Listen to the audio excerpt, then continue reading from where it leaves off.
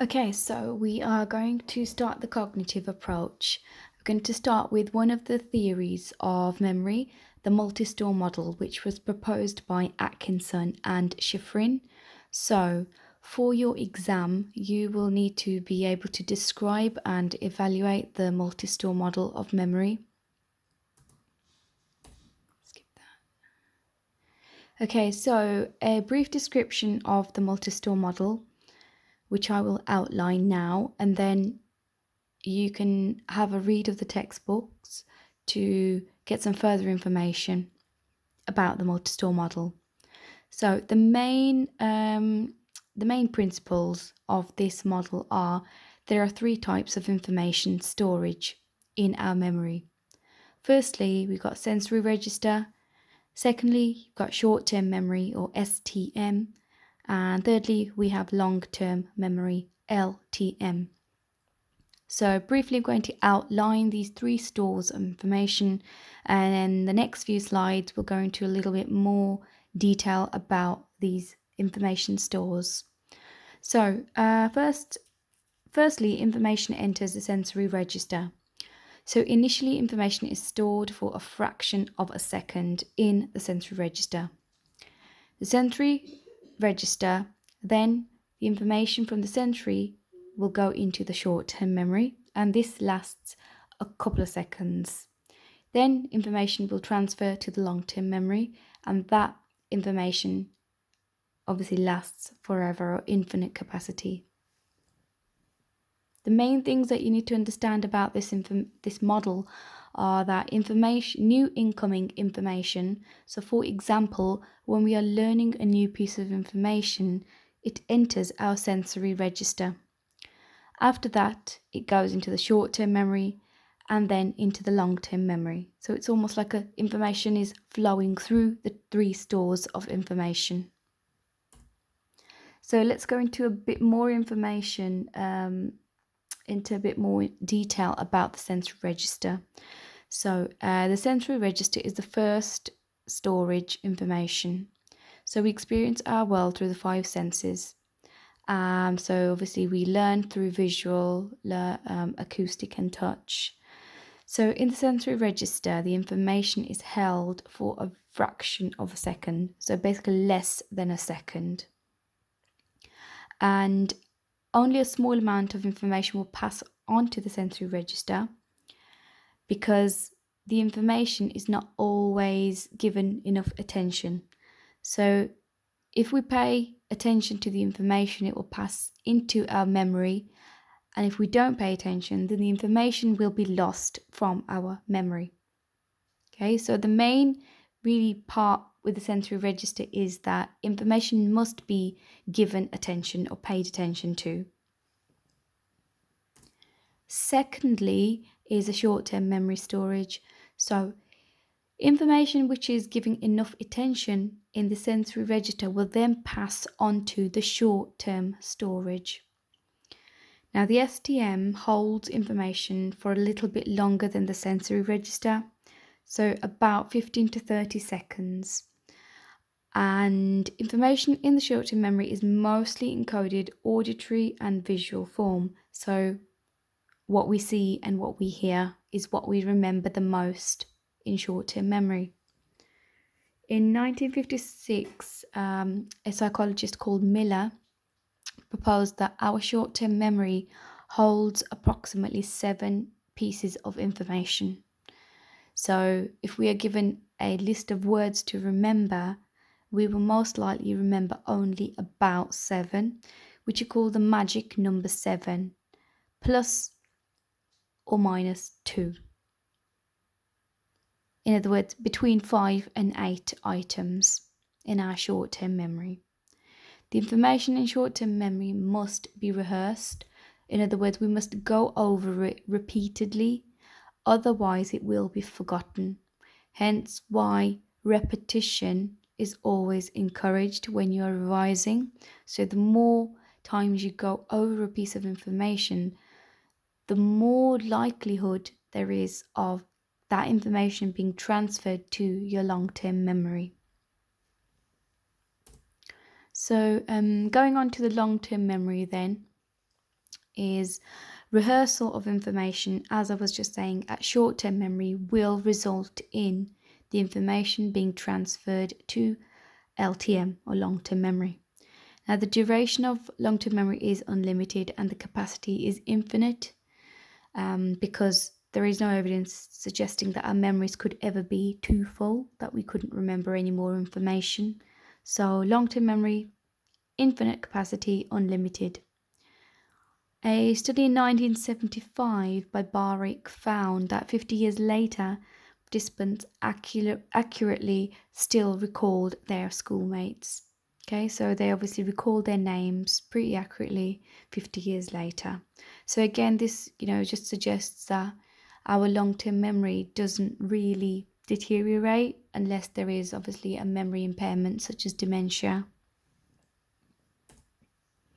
This diagram is quite a good one too. I would recommend drawing it out and labeling it and putting the different stores in different colours. So what this diagram really shows is the environmental stimuli is basically the new information that we are learning. So that firstly enters the sensory register or sensory memory. If that information is then paid attention to, it will transfer to the short-term memory. Now, in order to get to the long-term memory, we have to elaborative rehearsal. In other words, going over information repeatedly and continuously. So this diagram is like a flow diagram showing a description or summary of the multi-store model, and it's a good one to use when revising. So when you're describing the multi-store model, I would use this diagram. This table here really just summarizes the three separate stores, so sensory, short-term and long-term, and really breaks it down, showing the differences between them. So encoding is how we are actually learning that information. Duration is obviously how long the information lasts in that store. Capacity is how much information we can store. And then forgetting is how is information likely to be decayed or forgotten during that stage. So sensory register is obviously encoded through the five senses. So we obviously learn through all of our five senses. The duration of sensory register is only really a fraction of a second to a few seconds at the most. The capacity is about 3 to 4 items, so not much at all. And then the decay of information is paying a lack of attention to that information will result in forgetting information in the sensory information register. The short-term memory is encoded mostly acoustically and verbally, and it can last anywhere between 15 and 30 seconds. And obviously the magic number 7 is the capacity, between 5 and 9 items. Decay through displacement. So displacement, we mean when new information takes place, it replaces the old information. So that's one way it's forgotten. Long-term memory is mostly encoded semantically. The duration is obviously a lifetime and it's unlimited. So infinite capacity, infinite duration. And long-term memory can decay by obviously lack of using that memory and interference of some of the other older memories, because as we age, sometimes interference of other memories, we do tend to forget information. So do have a go at doing this experiment. So I'm going to put a list of 20 words on the screen, and I want you to try and remember as many as you can.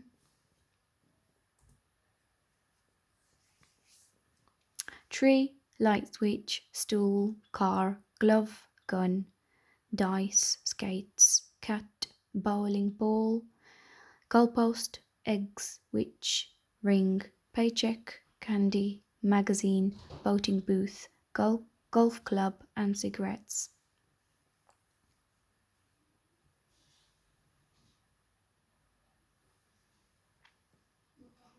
So I normally leave this word list on for about 30-40 seconds and then obviously get rid of it. And I want you to have a go.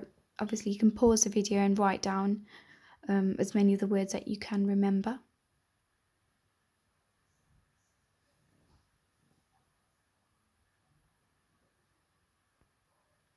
Okay, I want you to go back to the original list of words and see how many you actually remembered. So obviously pause the video at this point again.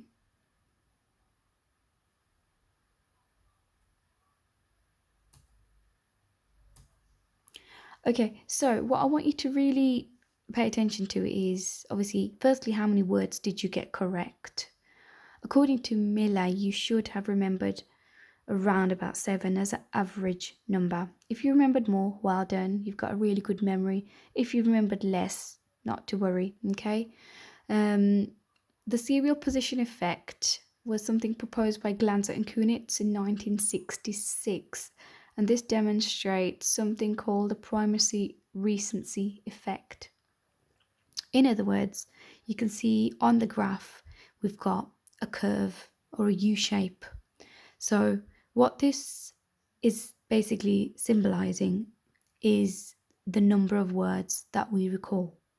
So the beginning of the list, middle of the list, the end of the list. So the 20 words that I showed you, have a look at the words that you did remember.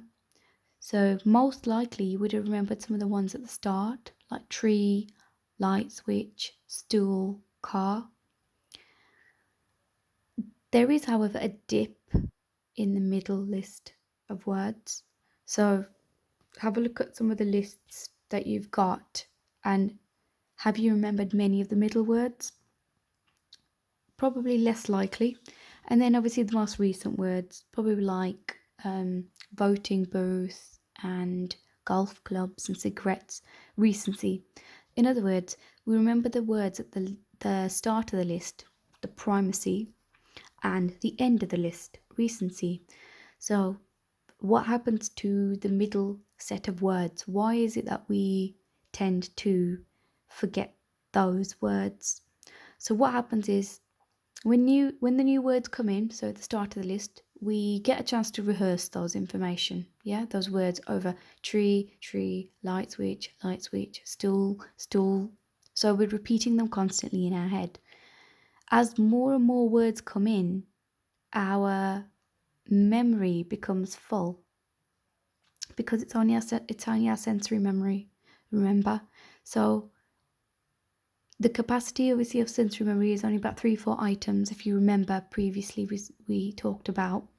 So as more and more information comes in, it gets full, and our mind and memory can't deal with it. So we tend to pay less attention, and our memory is working not as hard. However, the recency is obviously the final list of words towards the end of the list that we do remember.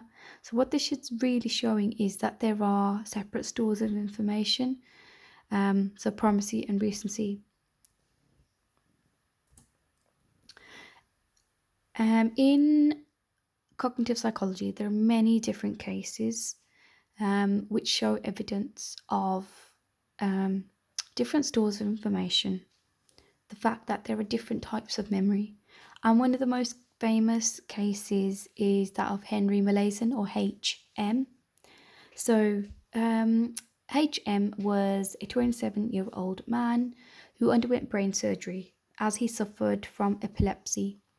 So epilepsy is obviously a condition that causes daily seizures.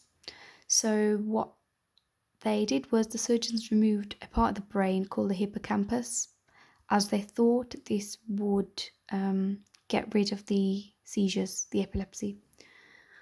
So what happened was that HM's epilepsy was in fact cured. However, there were some tragic consequences and effects on his memory. So he suffered from extreme memory loss called enterogrid amnesia, and he basically lost all memory of the last 10 years prior to the operation. He lost his ability to form any new long-term memories, such as retrograde amnesia. So the researchers that were actually studying HM had to reintroduce themselves every time they met HM because he had no memory of what had obviously happened. Anybody that came into his life that was new had to reintroduce themselves, as his extreme memory loss meant that he was unable to really remember anything. His procedural memory, however, in other words, his memory for learning new things, new motor skills such as drawing, playing a piano, riding a bike, these were still intact. Okay. However, what this does show, this case, is that there are different types of memory which are confined to certain brain areas, specific brain areas that are responsible for certain types of memory. Again, this is a good case to learn as it shows evidence for different stores of information, which is what the multi-store model is suggesting. Again, there's another case here, the case of Casey, and there's many different cases that you'll come across.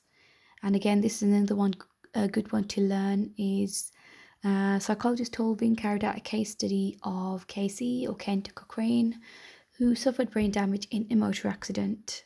Casey's hippocampus again was destroyed in the injury. He lost all his memory, episodic memory, so anything about his personal life events he did not recall. However, he could still remember things that he had learnt in books, such as dates, definitions. So, in other words, his semantic memory was still intact. Again, what this case really demonstrates is that there are differences between episodic and semantic memory stores, and there are different parts in the brain that are responsible for these different parts. Again, do have a look at some of these YouTube links that I have put. YouTube is fab. There's another case here of Clive Waring, a man with a 30-second memory, and then another video clip there. There's also some clips you can have a look on YouTube regarding HM's case. Okay, leave those. Evaluation. Now, the evaluation is obviously one of the key things in psychology AL3 skills, and you will be assessed on these as well as your description of multi-store model. So look at some of the strengths of this case first, and then there's obviously a lot more in the textbook as well. So firstly, the strengths. Obviously, the case of HM, any case study that you have used, always use it as a strength for the, for the theory. So why is HM's case a strength? Because it shows support for the fact that there are two stores of information, so short-term memory and long-term memory, and that there are different parts of the brain that are responsible for them. Clive Waring, again, another case, also suffered from long-term memory impairment, but his short-term memory was unaffected. So again, another case showing that there is evidence. Serial position effect, Glanz and Kunitz. Again, this provides evidence that there are separate stores of memory. And again, the primacy recency effect, if you have a look back at that slide. Miller's research, again, Miller suggested that the capacity of short-term memory is 7 items. So again, this research is a strength. It adds more detail, it adds more information to our theory to strengthen it. The model can be applied to help people with dementia, for example, teaching them to write things down, to help them to remember, putting labels on things, colour coding things so they remember. So, we do have good application of this theory to everyday life. So what are the problems, the weaknesses? Some of these case studies are unique case studies. Therefore, again, the data is not really generalizable, and we can't say this is applicable to every person. The model is very simplistic. The theory itself is more descriptive rather than explanatory. For example, it doesn't answer all of our questions. In other words, we don't know if there are separate stores for visual and acoustic memory, but we just know that there are 3 separate stores, but research has not really been carried out into visual and acoustic memory, so that's another problem. It's possible, that we have different types of long-term memory, such as factual and procedural. So we know that there are different types of memory. So memory for events, memory for personal things that have happened in our lives, memory of learning a musical instrument, etc. So it doesn't really take into consideration those. The model has been criticised for its emphasis on rehearsal. In other words, we don't always need rehearsal to recall information. Some people, can recall information without rehearsal. Craig and Lockhart, researchers, also offer an alternative explanation, suggesting it's down to actually how we process, which determines how much information we recall. So, do have a look at and a read of some of the evaluations in the textbook as well.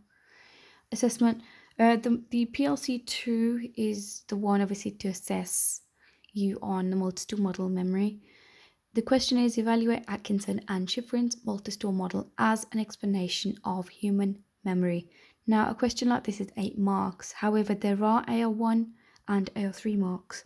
So it will be 4 AL1 descriptive and 4 AL3 evaluation marks for this question. So do have a go at this question. So really, just to summarize, what I would like you to do is, if you need to re-watch this video, then do so. Read textbooks pages 70 and 71 on the multi-store model, which should correlate to this PowerPoint. I've also attached some information sheets on multi-store models, so please have a read of those for some additional and more in-depth knowledge. Okay, and then obviously answer PLC exam question number 2, and do please send that to me so I can mark that and get that back to you. Otherwise, if you have any other questions or concerns or queries, please email me on the following email address below. Thank you.